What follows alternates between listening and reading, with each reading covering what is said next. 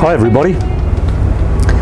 As you probably know, I don't really give myself much of a plug when it comes to the videos, such as liking, subscribing and sharing. So I thought I would mention that just before this next video gets started. It's been 9 months since I started building Sailing Yacht Mistress channel, and I've loved it. I'm having a lot of fun with it. I'm enjoying making the videos. I really enjoy interacting with people. I really enjoy reading your comments. So it's just a simple request that if you are enjoying watching the videos and my antics, I'm just requesting if you would mind liking, subscribing and sharing.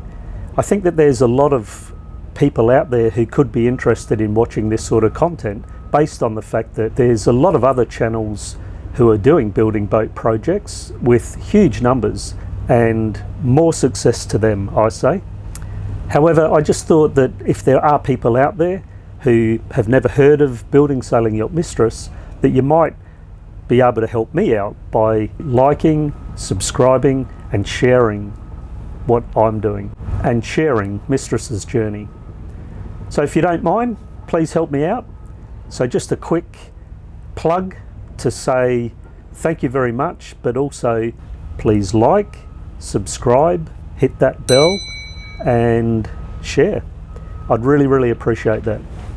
Enjoy episode 41 and all the best to everybody. As mentioned in last week's video, after making all of those main bulkheads, it all needed to come out of the boat. They all needed to be removed after being dry fitted so that they could go through the painting process of the epoxy painting. And this involved multiple coats and to both sides, so it was a long process.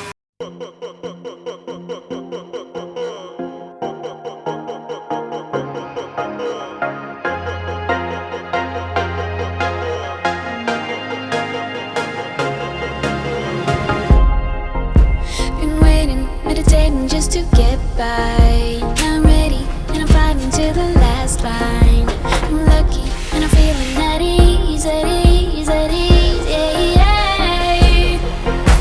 You're losing in a game that we've been playing. You're locked out and you don't know what you're saying. I'm out now and I'm feeling relieved, relieved, relieved, yeah. I can bring myself to stay. Run away, oh, oh. Can't play eyes on you one more day. Run away, oh. Far away from home, happy and alone. And when you are stressing out, I'm taking deep breaths, taking deep breaths.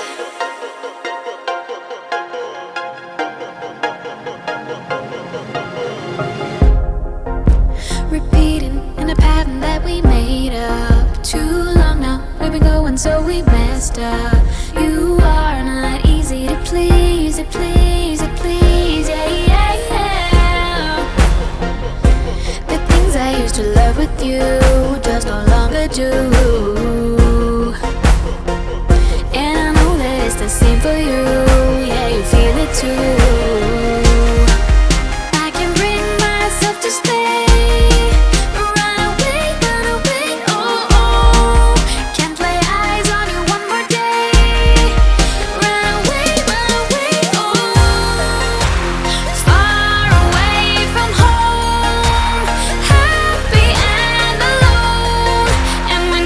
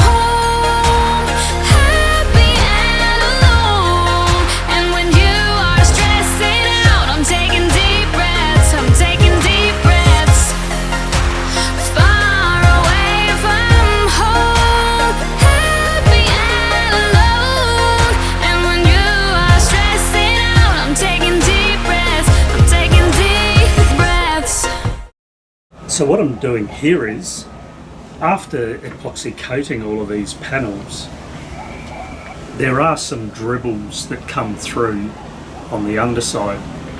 Very easy to just sand those off, and I'm doing that with these two panels because this is the piece that will be glued onto this radius here, the scalloped area, which will be the bulkhead between the galley and the saloon. I'll get the camera and show you what I mean. So as I say, the underside just gets some lumps on it, and it's very easy just using the sander to get rid of those.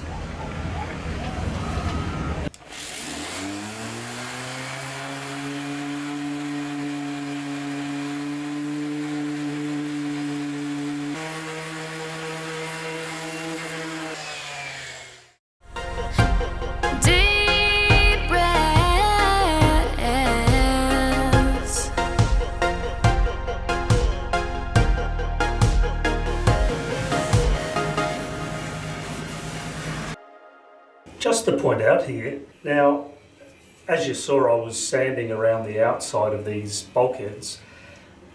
I actually put 2 coats of epoxy on the edges, and theoretically that should actually be enough. What I noticed was this morning when I came out and actually ran my finger along them, they still felt a little bit dry and a bit bumpy. And so it could be argued, well, you know, 2 coats should be plenty.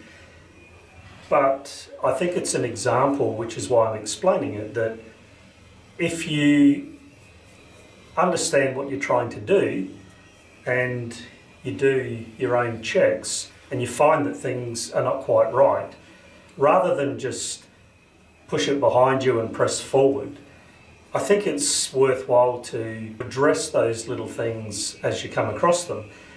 It was the same for both panels, so clearly the 2 coats that I put on were not quite enough. And also to point out, end grain really does absorb a lot more paint compared to the faces. So in this case, 2 coats was not quite enough. The ends have drawn in a lot more epoxy coating, and a bit more is required in order to give that really sealed finish that you can actually feel the difference of. It's a little hard to film that. It looks pretty much the same, but your finger will tell the difference just by running your finger along it. So I've sanded this, and as you also saw, sometimes when going along after sanding, there were still some little spots that were just a bit rough and a little bit dry feeling. So I've just run over it with the paper to get that nice and smooth. And now I'll just put a 3rd coat on it. Does it really matter in the scheme of time? Not really, given the size of the project and everything that I'm doing. But I know that I'll have peace of mind that absolutely everything's been done properly, and I won't have issues where, for example, moisture might somehow be able to get onto something, an edge, and start drawing water, causing a problem. And that's what I'm trying to prevent. I'm trying to prevent all the problems down the track, or down the track depending on which way you're looking. So just a little tip really, you can follow the instructions, but you still need to do your own checks.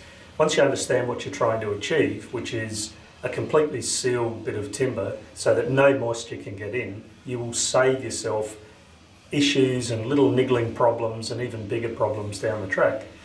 So there you go. It was a long process getting 3 coats on all of those bulkheads, but it's behind me now, and it is time to reinstall them where they belong and where they'll be put permanently. Join me next week, everybody.